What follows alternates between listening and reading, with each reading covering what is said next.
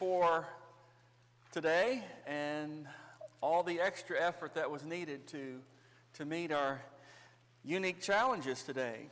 And it is a remarkable day. I do want to thank the elders. I commend them so much for being, like the term was used this morning, proactive and looking for our needs, overlooking or overseeing our needs and helping us in this challenging time. I think they're doing a good job guiding us through this special challenge that we're up against. And it's never easy to determine when to cancel services. That's not always an easy call. Yet we know that there are times when you have to do that, like with snow and ice, or as we're up against now as a society. And it's a judgment call, obviously, but it is one that I know they thought about, and they're only doing what's best for us and for the Lord and His work, and I commend them for that. And again, I want to thank all those who put forth an extra effort to help prepare for today. I never thought I'd ever see the day when I get to leave a worship service with a souvenir cup of the Lord's Supper. But that's happening today, 3/15/2020. We all get a commemorative cup this morning. And I'll be signing those afterwards if you want to mark this day. No, it is a special time. We need to remember each other in the week ahead. I hated that the gospel meeting was canceled. I was looking forward to meeting Brother Robinson. I'd never met him, and it looks like I'm still not going to for a while. And I hate that, but it was the right call. It was the smart move. And I do want you to know, though, that the meal list is still on, and those of you who have invited me over for the meals, we're going to keep that. We're going to still stay with that. The elder said so. The elder said we're going to do that. But the meeting itself is canceled. So hopefully we'll have him back another time. But these are fascinating times. I don't recall anything like it. In terms of the world responding to a threat like this, I do not recall the world responding like this in my lifetime, I should say. I know that some of you who are older have seen even greater scenes than this and similar scenes to this.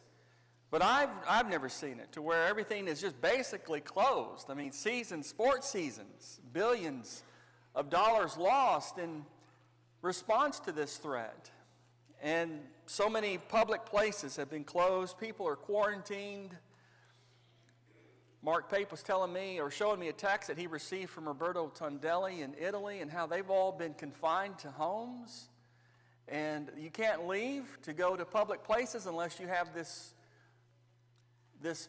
document that gives you permission to leave and shows you have the right to leave. And it's real. I don't recall ever seeing anything like this in a global sense. I mean, obviously back in 9/11, we had similar things happening, but that was basically in our country. But this global threat that we're all up against is certainly unique to most of us in our lifetime. And when I look at this, I think of Jesus and how things would be so different today if he were still on the earth. I mean, because when you look at his life and his ministry, he went about teaching, obviously, but he was healing all kinds of sickness and healing all kinds of diseases. There was no virus that Jesus could not heal. I mean, he was that powerful and that amazing. And there are so many references to this in the New Testament. And when you look at someone like that versus what we're up against today in our world, it's obvious that we don't have anyone like that in the world. There's nobody who has the gifts, these miraculous gifts to heal. I mean, at a time like this is obvious. I mean, you've got a global threat. Well, just if one person stood up and started healing people the way Jesus would, they would be highlighted just like Jesus was in his lifetime. But it's not here. We don't need it. God hasn't promised it, but these gifts are not here today. And a moment like this really proves that point. But Jesus himself was special. And some will look at Jesus and see all this and realize that these gifts And the abilities he had demonstrated the fact that he was God in the flesh. I mean, even John 3:2 says, Nicodemus says, no one can do these things, these signs that you do unless God is with him. Even they knew Jesus was special because of that. And really, it revealed not only his deity, but also the fact that he cared for so many people because he was moved with compassion in healing people in Matthew 14, in verse 14. But some will see this and they'll say, well, okay, if that's the way Jesus is, how come he's letting all these events happen? You know, what about the storms last week that took the lives of innocent people, God's people even? Or what about this virus and all the threat that it is to so many thousands of lives and people dying from it? Well, if Jesus is all powerful and cares so much about us, how come he's letting these things happen? How come he's not stopping these things and preventing these things from occurring? And frankly, you don't know that he is. I mean, how do you not know that he is protecting us against an even further threat from these things? But even looking at that, I mean, obviously we can use this as a time to blame God. That's a real possibility, and people do respond to moments like this by blaming God. But another interpretation is, in my mind, it really highlights Jesus. Because you look at him and what he did, and this just enhances him from my perspective. But regardless, the Bible says there are things we cannot know about life. You're just not going to understand everything about why things happen the way they do. The Bible says that he makes everything beautiful in its time. He's put eternity in our hearts, except that no one can find out the work that God does from beginning to end. So there are some things you're just not going to understand, and I'm not going to. We used to sing this. Farther along, we'll know all about it. And that's really what these verses are showing. I know that nothing is better for them than to rejoice and do good in their lives, and that every man should eat and drink and enjoy the good of all his labor. It is the gift of God. I know that whatever God does, it shall be forever. Nothing can be added to it, and nothing can be taken from it. God does it, that man should fear before him.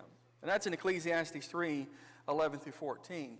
And so these verses are saying we just simply need to trust God. He knows what he's doing, even if we don't understand why things happen the way they do. But this leads me to a question. Instead of blaming Jesus, I thought of the question, why should we still follow Jesus at a time like this? Why should we still serve Jesus at a time when the world seems to be in chaos, when there seems to be tragedy and loss at every corner? Why should we still follow Jesus? Why should we still profess a faith in this Jesus and wear his name as Christians? Because we identify ourselves with his name. We attend a body that is called out, that's named after him, a church of his. Well, why should I still do that? Why should I still serve Jesus at a time like this? And I have some thoughts to share with you based on his ministry that hopefully will help us. Why should we still be faithful to him? Well, we should do this because good people suffer too in this world. And the Bible makes that case that good people are going to suffer, and so I need him. In John chapter 11, the Bible does not try and create this bubble or this shield around God's people to somehow shelter us or protect us from the events of life or even the tragedies of life. God does not make that promise to us. If anything, we see in the Bible that good people were suffering. In John chapter 11, you have a man who is identified as the friend of Christ that he cared about, and yet he got sick and he died. In John chapter 11, the Bible says in verse 1, a certain man was sick, Lazarus of Bethany, the town of Mary and her sister Martha. It was that Mary who anointed the Lord with fragrant oil and wiped his feet with her hair, whose brother Lazarus was sick.